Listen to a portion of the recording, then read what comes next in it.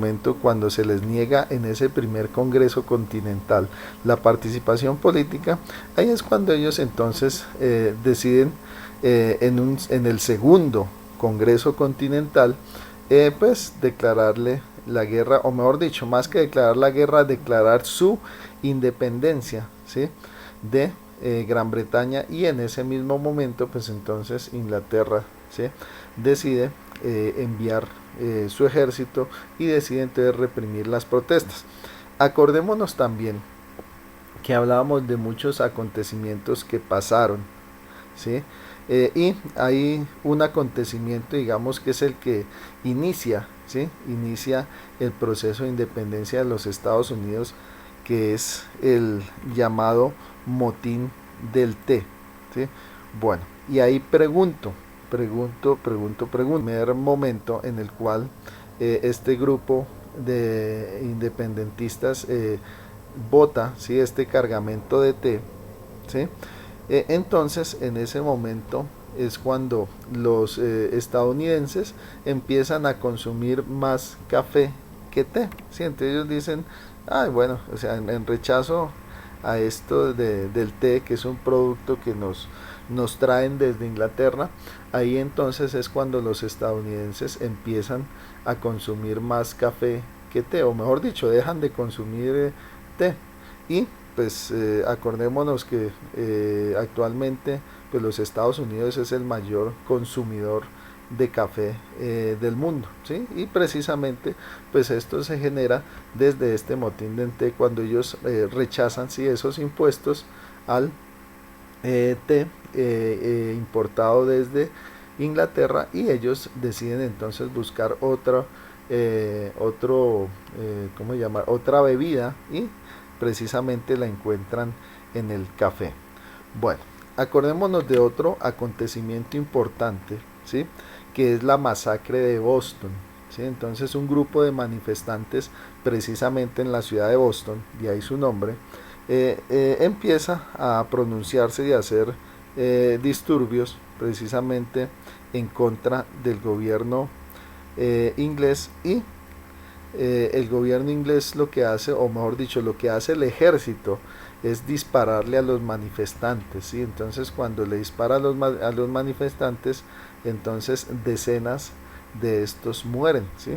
Ese prácticamente, digamos, es el toque final, ¿sí?, para la declaratoria de guerra de los colonos norteamericanos a el gobierno de Inglaterra. Y ahí entonces es cuando se empiezan a armar, ¿sí?, y empiezan a diseñar también una estrategia de guerra en contra de los ingleses. Acuerden que les decía también que obviamente el ejército inglés pues estaba mucho mejor equipado que el ejército de las colonias, tenía mejor entrenamiento, mejor equipamiento. Entonces ahí surge también un personaje importante, que es el general George Washington, ¿sí? Entonces el general George Washington es quien dirige, ¿sí?, quien dirige precisamente el ejército de las colonias, y empiezan a adoptar una táctica que actualmente pues llamaríamos una táctica de guerrilla, es decir, como ellos no se pueden enfrentar directamente, ¿sí?, al ejército de los ingleses, pues ellos deciden enfrentarse precisamente por medio de lo que es la estrategia de emboscadas, ¿sí?, de emboscadas y ataques rápidos, que hoy llamaríamos precisamente lo que se llamaría, digamos, la táctica de emboscado, la táctica de guerrillas. Esto pues también le empieza a dar una ventaja a los colonos, que aunque están menos armados, menor preparados, perdón, y menos equipados, pues les logra dar ciertas victorias.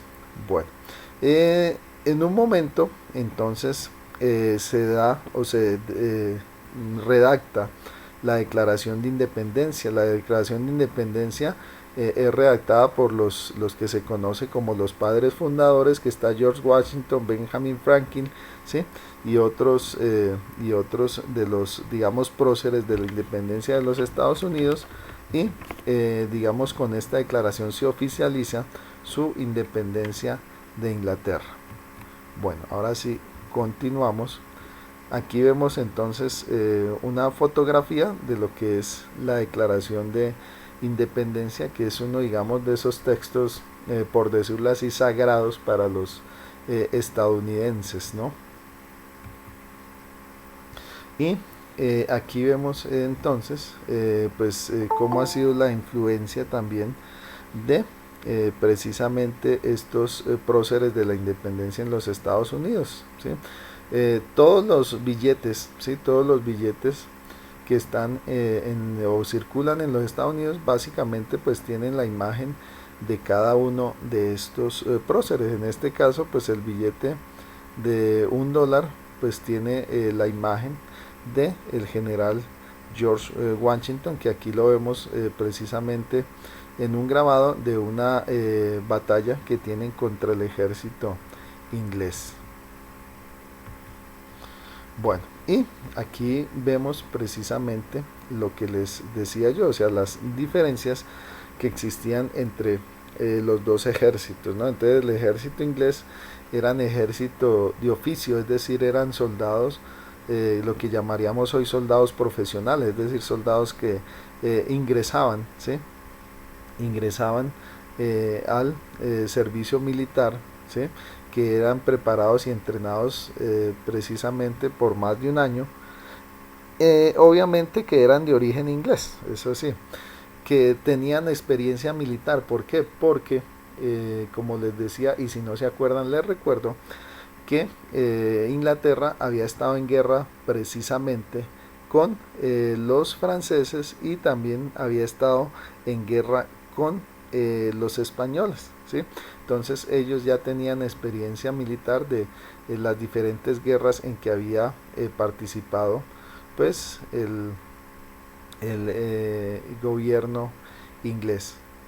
Mientras que, digamos, el ejército de las colonias, pues todos eran soldados voluntarios. Acá, pues entonces también vemos unas diferencias, porque acá pues había también afroamericanos, había indios y había mujeres, ¿sí?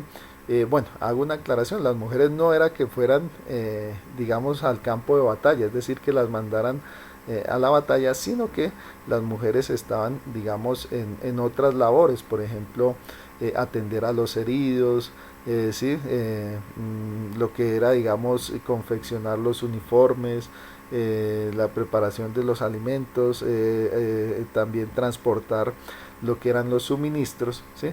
Pero entonces las mujeres también participaron. Bueno, y en cuanto a los afroamericanos o a los negros, pues pasó también algo curioso. ¿Por qué? Porque para esa época las 13 colonias se dividían en dos: las colonias del norte, que el norte era abolicionista. ¿Qué quiere decir eso? Que el norte quería, ¿sí? O promovía la libertad de los esclavos negros, mientras que el sur eran esclavistas, es decir, los del sur tenían precisamente los esclavos con los cuales mantenían todo lo que era los cultivos de algodón, porque el sur pues su principal cultivo era el algodón, ¿sí?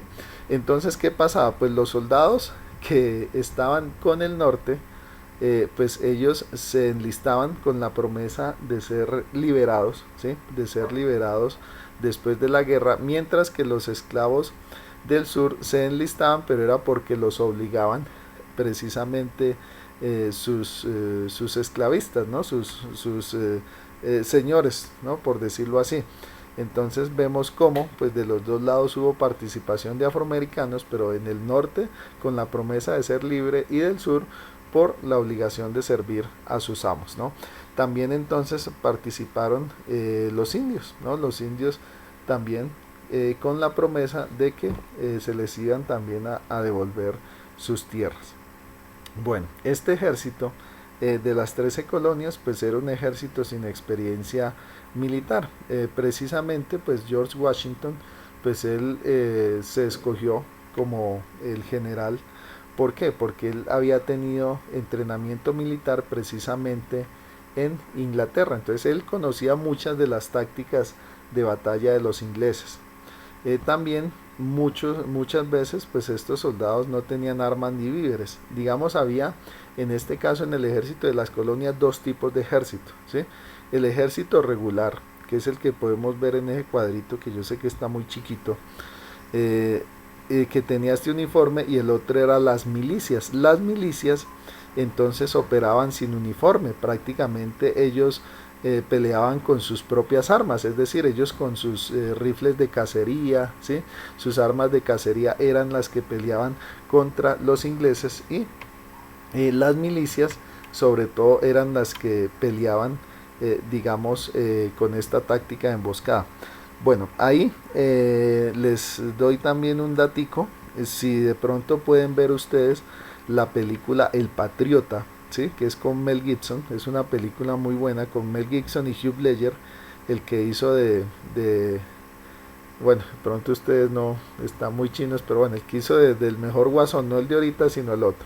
Entonces, esa película, El Patriota, entonces se las recomiendo para que la vean, que precisamente habla o trata o está ambientada, mejor dicho, durante la Revolución de Independencia de los Estados Unidos. Entonces les recomiendo también que vean esa película. Listo, la película del Patriota con Mel Gibson. Entonces, si la pueden ver, nos también amplía mucho más precisamente lo que fue la guerra de independencia de los Estados Unidos. Bueno, acá entonces vemos un pequeño resumen de los acontecimientos que desatan, bueno, o que sí, que desatan precisamente lo que fue el proceso de independencia, ¿sí?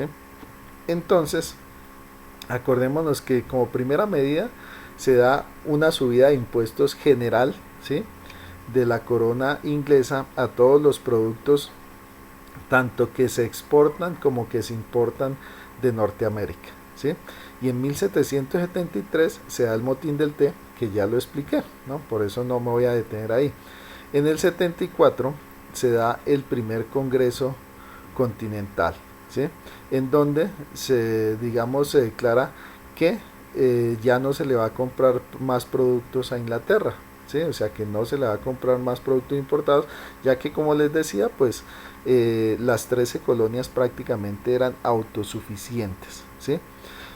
También entonces en 1774 se declara el movimiento de los hijos de la libertad, que así se llamó entonces a los miembros de este Congreso Continental, donde se hablaba del autoabastecimiento, es decir, se niegan a comprar ya más productos ingleses hasta que no se rebajen, o bueno, se quiten los impuestos, ¿no? Y también estaban las hijas de la libertad, que prácticamente pues eran las mujeres que eran las que lideraban la empresa textil o los productos textiles. Entonces ese algodón de que producía el sur, ¿sí? Se iba para el norte, o sea, en el norte era donde quedaban las grandes fábricas textiles, ¿sí?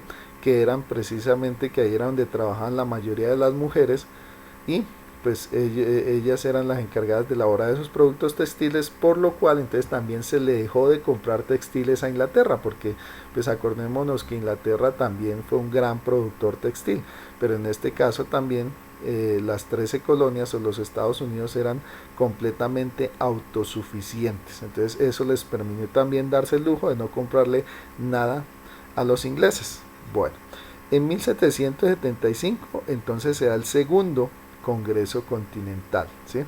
Ahí pues también se da lo de los acontecimientos de Boston, y se declara entonces oficialmente la guerra, y se nombra al general George Washington como el comandante en jefe del ejército.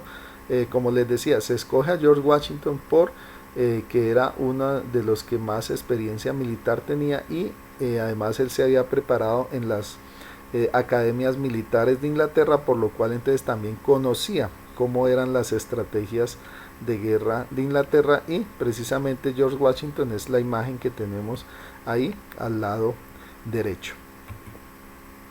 Bueno, aquí vemos entonces cuando comienza la guerra de independencia pasa algo muy curioso. Hay un dicho que dice que el enemigo de mi enemigo es mi amigo, ¿cierto? Entonces, ¿qué pasaba? Para esa época, como les decía yo hace un rato, pues Inglaterra se había enfrentado en guerra contra Francia y contra España, es decir, tanto a Francia como a España, pues Inglaterra no era que le cayera muy bien, ¿sí? Y lo otro también es que había una gran competencia entre España e Inglaterra, porque acuérdense que la otra potencia colonial grande de la época, pues era obviamente España, que tenía pues prácticamente todo lo que era Centro y Suramérica. ¿Qué pasó? Benjamin Franklin, ¿sí? Que fue el primer presidente después de la independencia, pues él busca alianzas con estas dos naciones, con estas dos potencias europeas. Les dice, vea, ustedes también odian a los ingleses, ustedes también estuvieron en guerra con los ingleses, colabórennos, ¿sí? Entonces él pide ayuda al gobierno de Francia, al gobierno de España, en este caso, el que más destaca es el Marqués de Lafayette, ¿sí?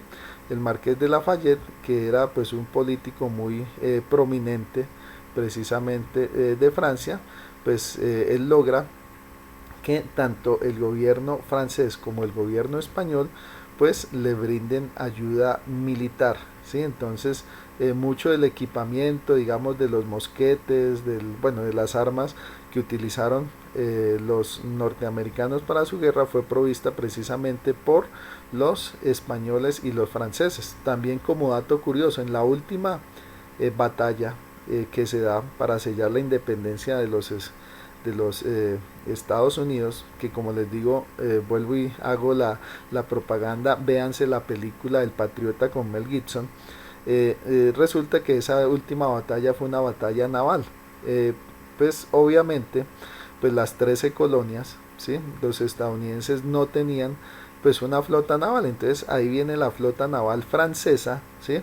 Y les ayuda a pelear contra la flota naval inglesa y terminan derrotando precisamente a los ingleses gracias a la ayuda del gobierno francés y el gobierno español, ¿sí?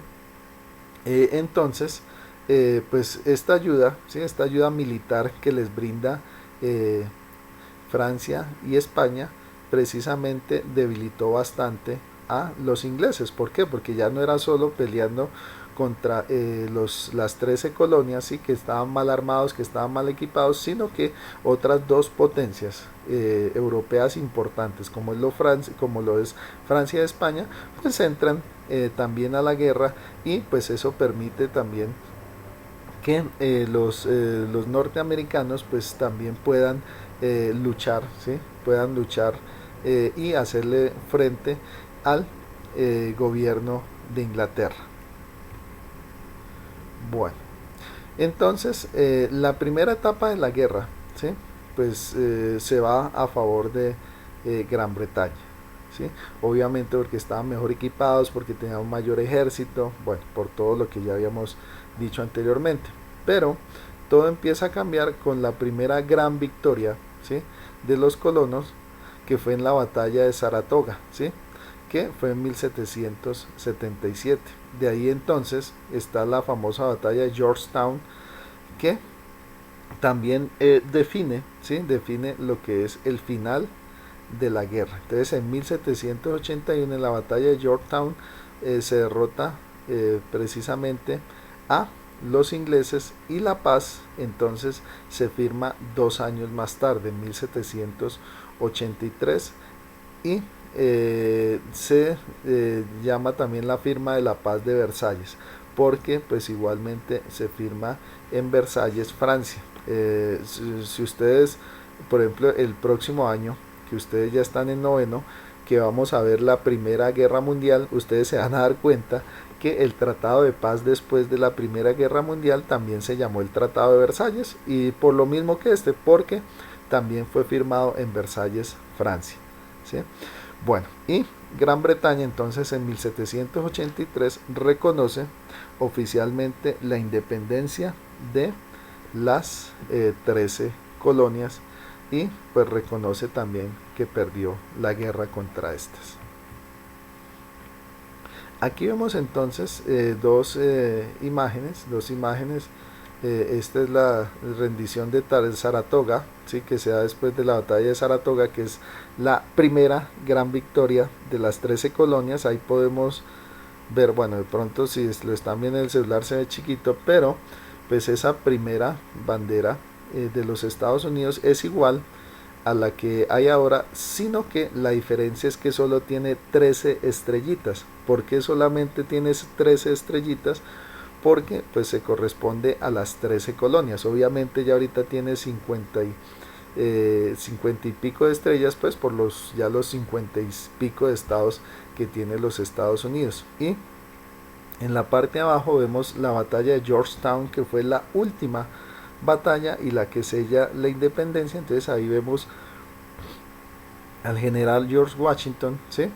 Frente a sus tropas, aceptando pues también la rendición de los ingleses, que ustedes, si se dan cuenta, ahí vienen con bandera blanca. La bandera blanca significa en la guerra rendición, es decir, cuando un ejército muestra la bandera blanca, eso quiere decir que se está rindiendo. Por eso vemos que al lado izquierdo, donde está el ejército inglés, pues tienen precisamente esta bandera blanca. Bueno, entonces aquí vemos otra síntesis de lo que fue la post-independencia, ¿sí? Entonces la batalla de Saratoga, que fue la primera victoria, la batalla de Georgetown, que fue la última victoria, ¿sí? En 1783 el Tratado de Versalles, que es donde se sella la independencia y donde Inglaterra entonces reconoce oficialmente la independencia de los Estados Unidos de Norteamérica. Y también después de la independencia, como les decía, pues Estados Unidos está dividido en dos. Por eso es que después, unos años después de la independencia, perdón, los estadounidenses tienen la llamada guerra civil.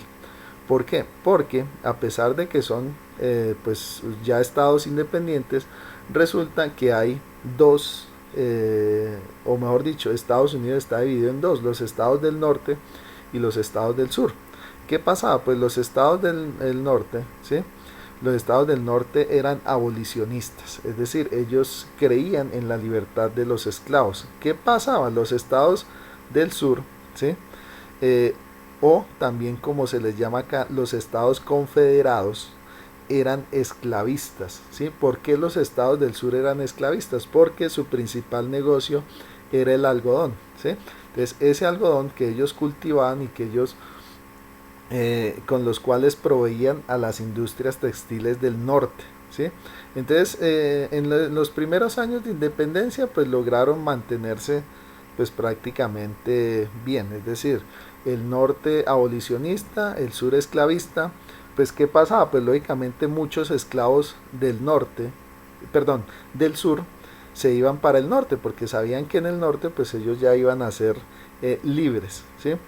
Al final entonces no se puede sostener esto y se desata la guerra civil norteamericana entre el norte abolicionista, ¿sí? O liberacionista de los esclavos, y el sur, que era esclavista. Al final entonces termina ganando el norte y se pone por primera vez fin a la esclavitud.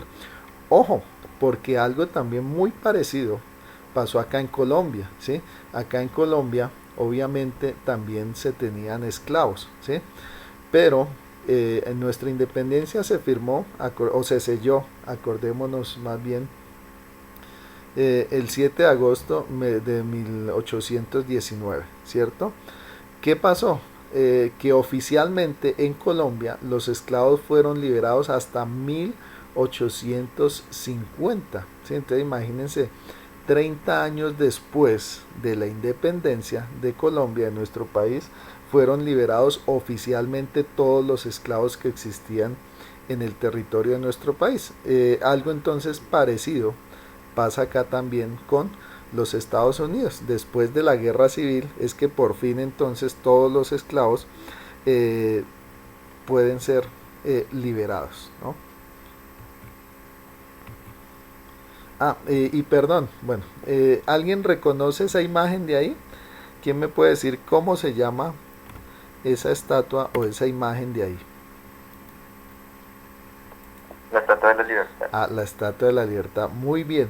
Y disculpa, ¿tú sabes quién le regaló esa Estatua de la Libertad a los Estados Unidos?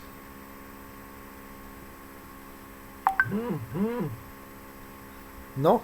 Bueno, entonces les digo, resulta que la Estatua de la Libertad, que es uno de los símbolos, ¿no?, más representativos de los Estados Unidos, o sea, De prácticamente. Franklin, creo. Exactamente, muy bien. Entonces, la Estatua de la Libertad es un símbolo norteamericano, pero realmente ella es francesa. Entonces, ajá, después de la independencia, acordémonos que como Francia colaboró en la guerra de independencia de los Estados Unidos, pues ellos le dan este regalo, o sea, le dan el regalo de la Estatua de la Libertad, la cual obviamente llegó por partes y obviamente llegó por barco y se fue armando, ¿sí?, en la isla Eli, ¿sí?, la isla Eli del puerto de Nueva York, ¿sí?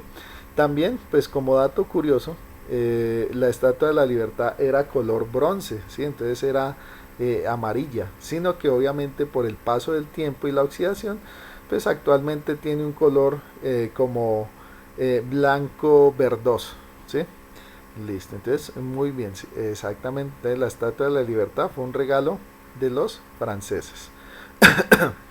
Bueno, algo importante también, entonces, los Estados Unidos también tuvieron mucha influencia de lo que fue el movimiento ilustrado, ¿sí? Entonces, precisamente ese movimiento ilustrado que surge en Europa, ¿sí?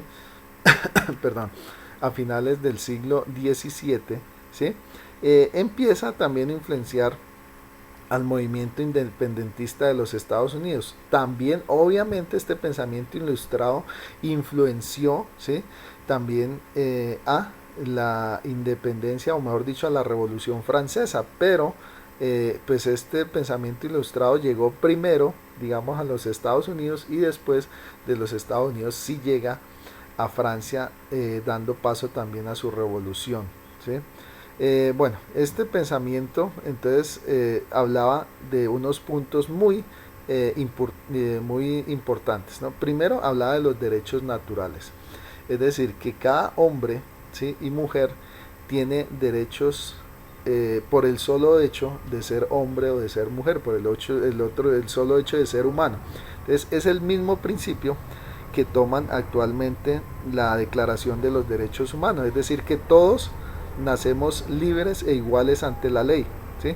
Eso entonces también fue uno de los principios que se desarrolló durante la guerra de independencia de los Estados Unidos y que más adelante los mismos franceses adoptarían y que más adelante nosotros tomaríamos también de los franceses, ¿sí?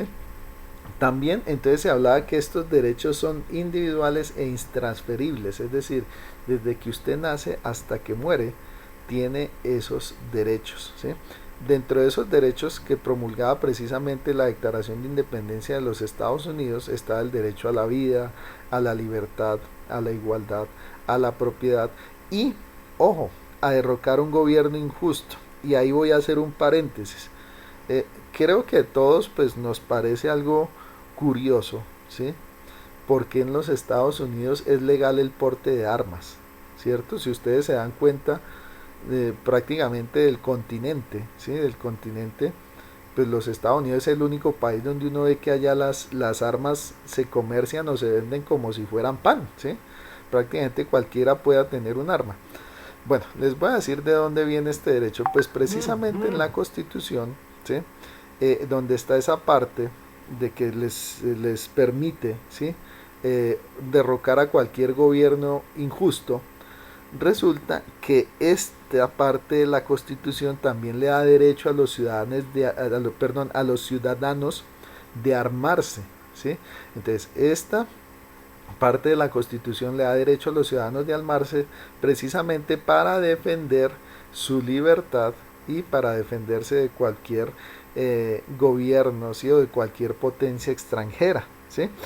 Pues esto ha sido un debate que durante muchos años se ha llevado en los Estados Unidos. Obviamente Yo creo que ustedes han escuchado de muchas masacres que ha habido en los Estados Unidos, en escuelas, en colegios, universidades, de locos que llegan allá con un fusil y por X o Y razón que están mal de la cabeza, pues llegan y matan a sus compañeros, a sus profesores.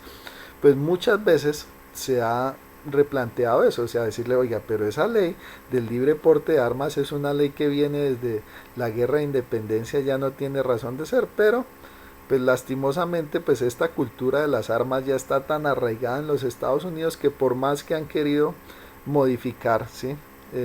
O hacerle una enmienda, que así se llama en los Estados Unidos, acá le llamamos reforma constitucional, allá en los Estados Unidos se le llama enmienda, por más de que se ha tratado de hacerle enmiendas a la Constitución, ¿sí? Pues no han logrado quitar esto. Entonces, para que si alguna vez nos preguntamos eso, ¿por qué en los Estados Unidos se vende armas como si fuera cualquier producto? Pues precisamente viene de esta parte de la Constitución donde le da entonces el derecho a los ciudadanos de defenderse, ¿sí? De cualquier gobierno injusto, ¿sí? Entonces de ahí viene precisamente pues ese y también de ahí se desprende lo de la defensa legal, ¿sí? Entonces cada ciudadano tiene el derecho a defenderse y para defenderse pues tiene derecho a portar un arma.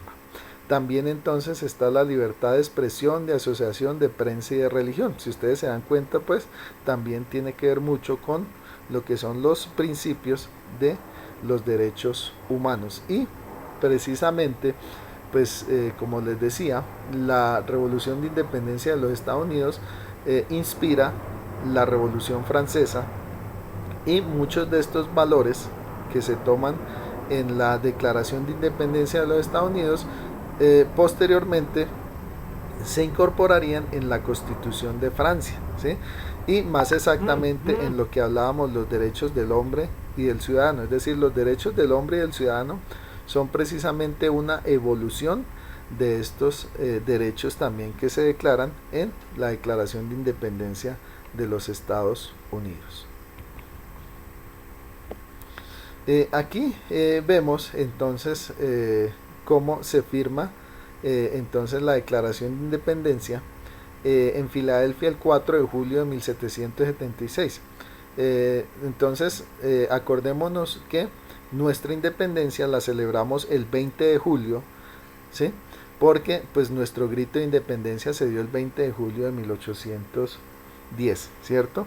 Mientras que los Estados Unidos celebran su independencia el 4 de julio. ¿Por qué?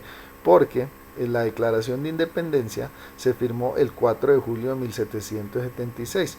Entonces fue redactada por Thomas Jefferson, pero se firmó por todos los demás, Benjamin Franklin, bueno, y todos los demás próceres. Aquí vemos precisamente una imagen de esa firma de la Declaración de Independencia.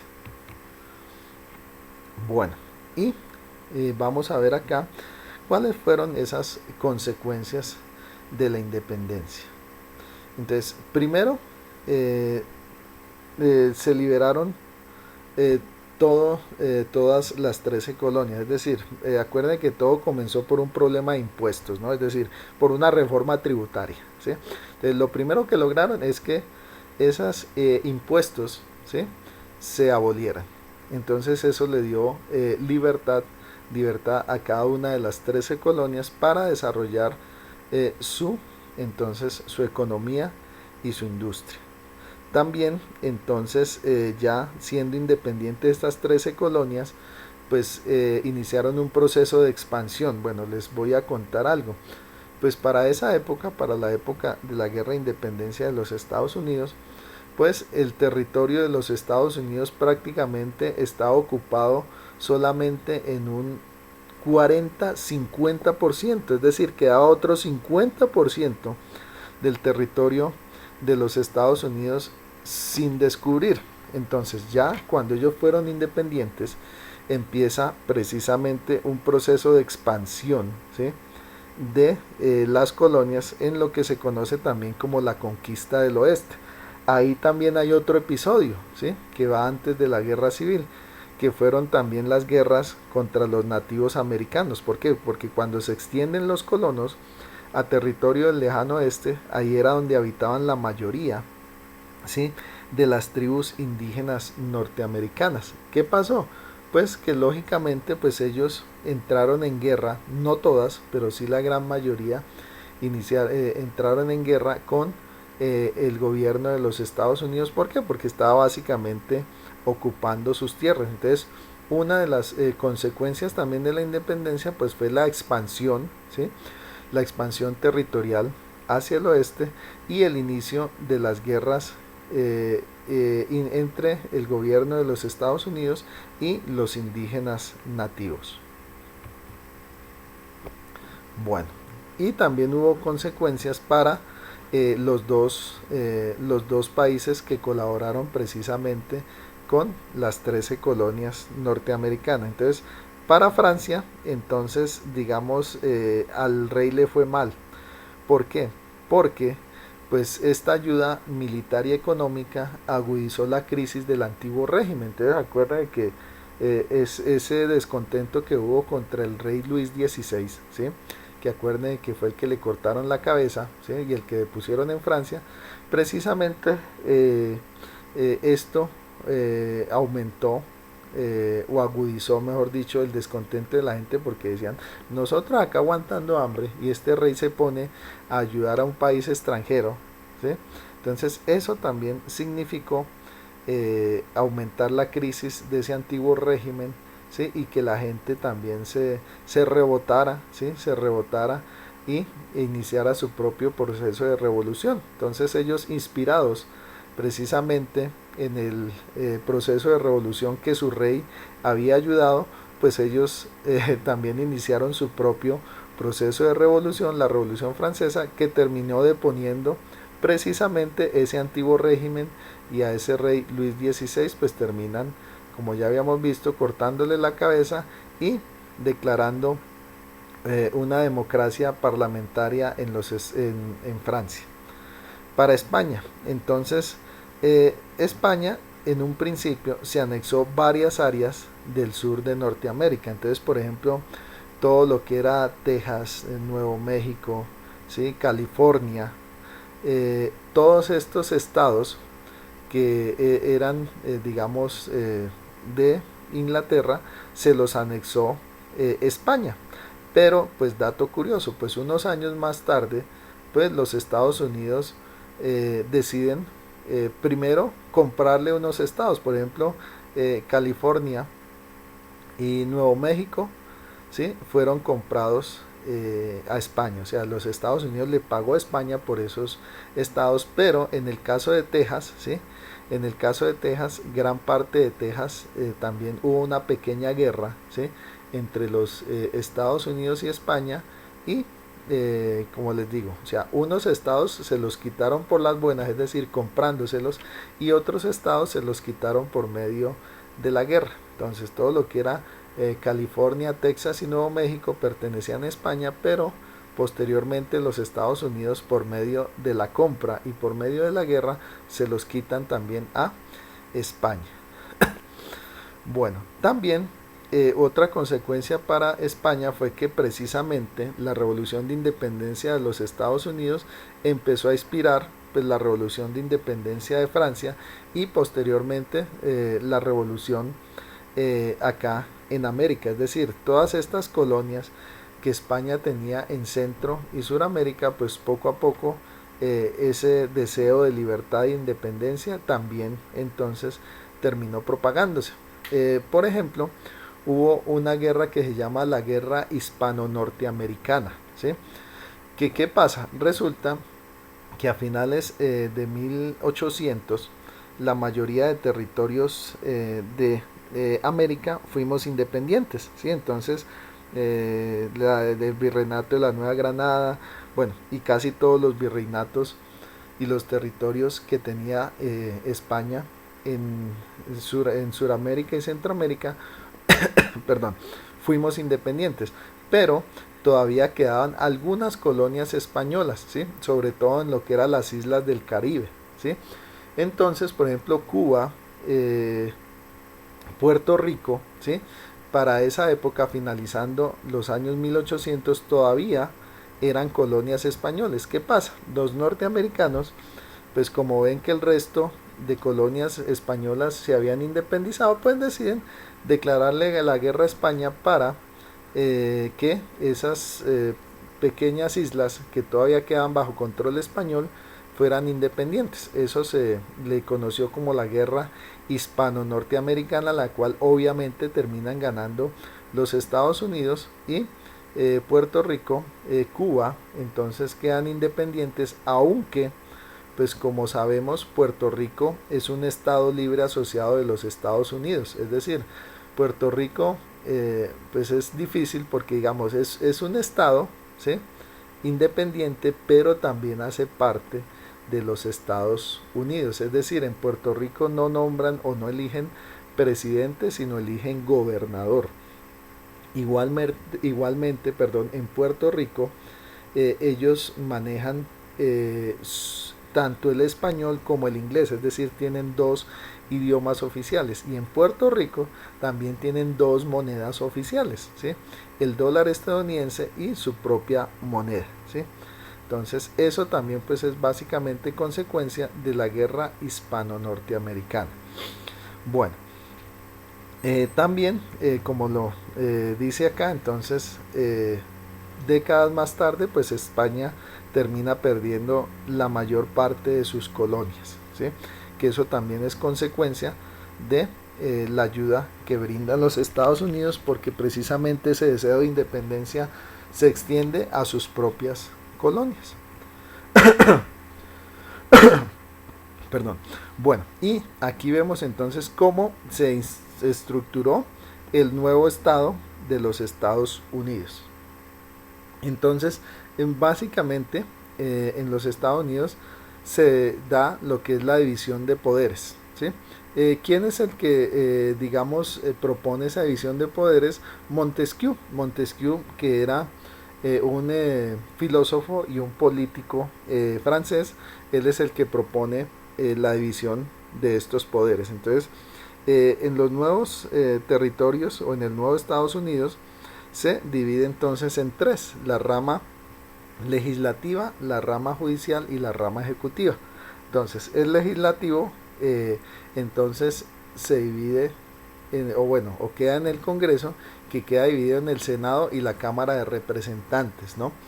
Por ejemplo, pues acá les doy otro dato. Estados Unidos tiene casi 380 millones de habitantes. Ellos solamente tienen un representante por cada estado, es decir, solo tienen 50 y pico. Colombia, que tenemos aproximadamente 50 millones, tenemos 179 representantes, o sea, lo cual es ridículo, ¿sí? Por eso es que, digamos, en los Estados Unidos funciona un poquito mejor la política que acá en Colombia. Primero, ¿por qué? Porque al haber solo un representante por estado, pues lógicamente los habitantes de ese estado le pueden reclamar directamente a su representante: hombre, usted no está cumpliendo, ¿qué le está pasando? Mientras que acá en Colombia tenemos 3, 4, 5 lagartos por cada departamento, pues eso también es lo que hace altamente ineficiente y corrupto, ¿sí?, la rama legislativa acá en el país, que como lo decía yo en una clase, pues precisamente nuestra rama legislativa es el origen precisamente de toda la corrupción. Es decir, Colombia, ¿sí?, que tiene casi una tercera parte o una cuarta parte más bien de la población de Estados Unidos, tiene casi el doble de congresistas, ¿sí?, lo cual es ridículo, ¿no? Bueno, está también entonces la rama judicial, que descansa sobre el Tribunal Supremo. Esto es otra cosa también importante. Por ejemplo, acá en Colombia tenemos 4 altas cortes, ¿sí? Es decir, acá hay una corruptela porque hay la Corte Suprema de Justicia, el Consejo Superior de la Judicatura, la Corte Constitucional, ¿sí? Entonces, ¿qué pasa? Que acá tenemos también un poco de corrupción, ¿sí?, en la rama judicial, mientras que, digamos, en los Estados Unidos solamente tienen una corte, el Tribunal Supremo, y pare de contar, ¿sí? Y por último está también el Poder Ejecutivo, que obviamente descansa en el presidente de la República. Entonces ahí también nos podemos dar cuenta por qué, digamos, los Estados Unidos también funciona mejor su democracia. No es perfecta, pero por lo menos funciona mejor que la nuestra, ¿no? O sea, porque tiene una sola corte, tiene menos congresistas que acá, ¿sí? Mientras que acá tenemos un montón de congresistas, un montón de cortes que lo que hace es promover la corrupción, ¿no? Bueno, aquí tenemos pues algunos de los personajes importantes por el lado de las 13 colonias y los independentistas, pues tenemos a Thomas Jefferson, a George Washington y Benjamin Franklin. Que algo importante también de Benjamin Franklin, además de ser político, ¿sí? El hombre también fue inventor, ¿sí? Por ejemplo, él mucho de sus inventos o sus investigaciones las desarrolló en el campo de la electricidad, ¿sí? Entonces, este tipo, además de ser político, también entonces fue también un científico, ¿no? Está George Washington, que como ya decimos, pues fue el comandante en jefe de las fuerzas estadounidenses. Y está Thomas Jefferson, que es quien redacta la declaración de independencia, que esa declaración de independencia es firmada por estos dos, por George Washington y Benjamin Franklin. Y por el lado de Gran Bretaña, pues tenemos al rey Jorge III, que pues fue el que puso los impuestos, ¿sí? Que crearon descontento y que generaron precisamente el proceso de independencia. Y además que fue, digamos, quien pues pierde las 13 colonias y pierde la guerra contra los colonos estadounidenses. Bueno, aquí vemos entonces lo que es el Capitolio, ¿no? El Capitolio es el equivalente al Congreso, ¿sí? Acordémonos y que precisamente ustedes saben ahorita cuando la salida de Trump, ¿sí?